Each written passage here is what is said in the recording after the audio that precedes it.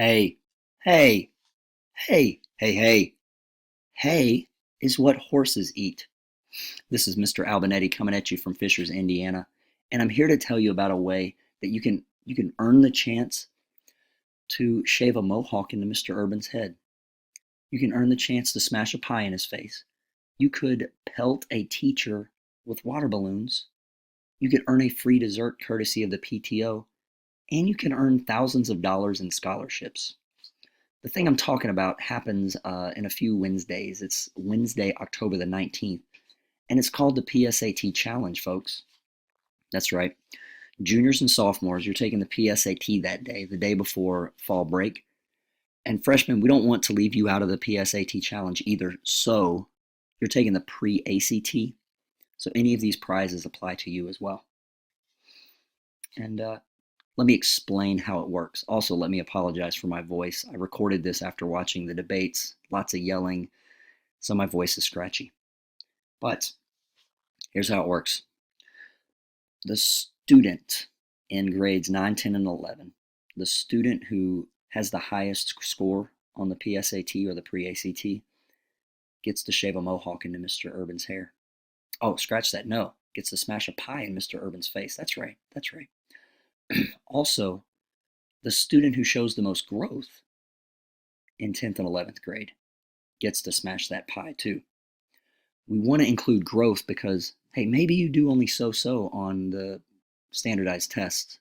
Well, maybe you did that last year, but this year, if you do much better, you could be the one to earn that highest growth achievement. So we're not just measuring high scores, we're measuring people who started out with a mediocre score and shot up to a higher score. So we want to reward growth as well as achievement. For the smart periods, yeah, we got some whole class competitions too. The smart periods that earn the highest average, that's one, and then the highest growth, that's number two. So two smart periods get to throw water balloons at a teacher. We only have one teacher signed up so far, so if there's another teacher or two out there who wants to be pelted with water balloons, email me. By the way, the water balloon madness will happen in the dead of winter, so hey, look forward to that. Finally, students who, any individual student in 9th, 10th, or 11th grade who meets his growth goal, his or her growth goal, you get a dessert courtesy of the PTO. Oh, and finally, students who do well on these standardized tests have doors of opportunity open for them. So maybe you get a scholarship that you wouldn't have gotten before because you care deeply about the test and you did well on it.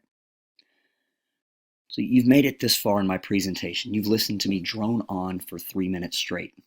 I think it's time for a joke break. You ready?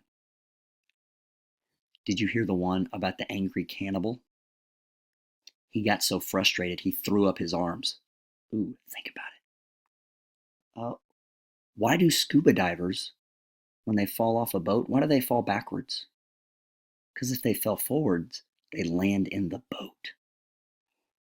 Finally, why can't dinosaurs clap? Because they're all extinct. Enough of that madness, enough of the jokes. Let's move on back to this PSAT challenge. Let me explain a few more things for you. Let me illustrate with a story what I want you to be able to do. Here's a story. Last year, there was a Fishers High School student who applied to IU and had a pretty good GPA, but not stellar. However, this person did have a stellar set of test scores. So IU sees the test scores and says, hey, we'd like you to apply for this scholarship. So the student applies and the student wins it. Now this student is going to IU for free, full ride magic because of test scores. I want that story to be your story. So that's why we do this PSAT challenge. You're going to be able to keep track of your PSAT scores by using this little guy here, the Scholar Data Card. So teachers, you received a packet of Scholar Data Cards from someone on either Thursday or Friday or maybe as early as today. Could you pass out these Scholar Data Cards Many of them will have the students' names on them. So could you pass those out first? And any student who doesn't receive one with his or her name on it, could you give them the generic data card? Freshmen, we do not have data for you from last year in terms of the pre-ACT because you didn't take it last year. So all of your data cards are going to look the same. You'll write your name up here and you'll have just 2 rows down here. Teachers, could you pause the video and pass these papers out? And then once you've finished, press play again.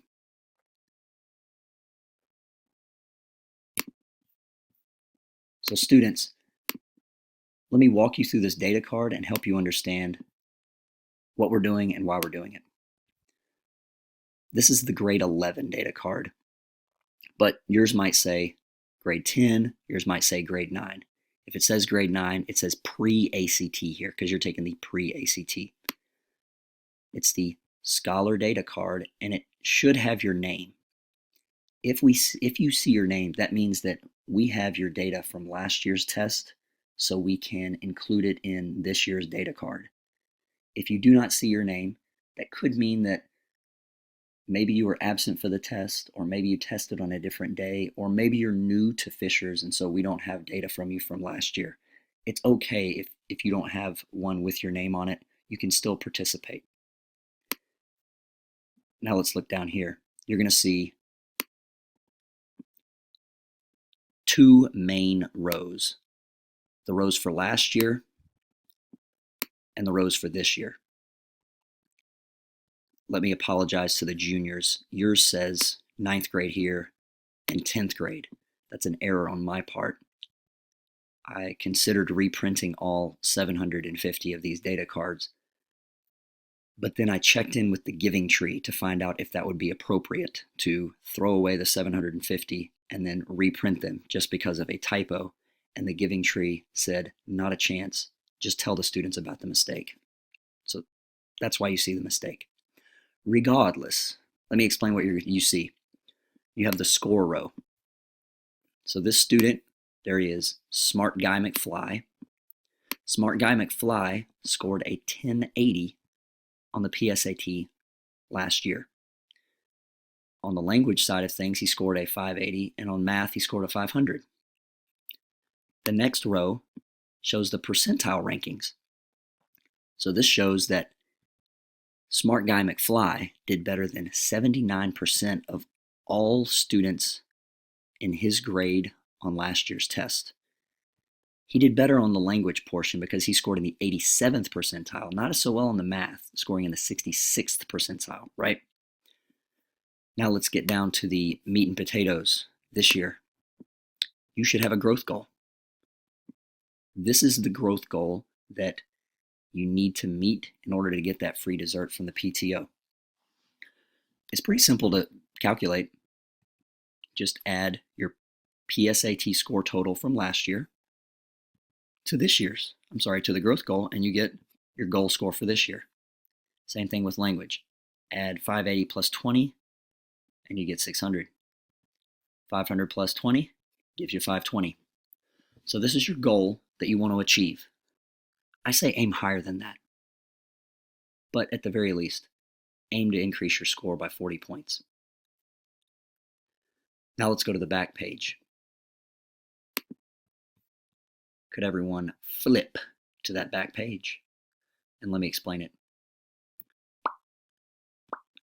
You see 2 columns. Column 1, this shows SAT scores for entering freshmen for various universities. Column 2, fun facts about the PSAT. Freshmen, I know you're going to take the pre-ACT. However, I want to familiarize you with the SAT scores because that's the test that more colleges accept, and that's the test that you'll take for the PSAT in future years. So I want to familiarize you with the scores. So we can see Mother Harvard here. This is the seal of Harvard. And these are the scores, SAT scores. Whoops. These are the SAT scores for their entering freshmen, the 75th percentile. not the 50th, not the average, but the above the average, 75th. Now you see it for IU, for Purdue, for U of Chicago, for Ball State, and for Butler. Now let's move to the fun facts. Fun fact number 1. Scholars who score in the top 1% of the PSAT automatically qualify as national merit semifinalists and can compete to be finalists. If you become a finalist, you automatically win money. Florida A&M is an excellent historically black university. They will provide a free full ride scholarship to anyone who is a national merit finalist or semifinalist. The SAT mud sock, it's a little known mud sock, but the rivalry is intense. Just like camping. Get it? Intense.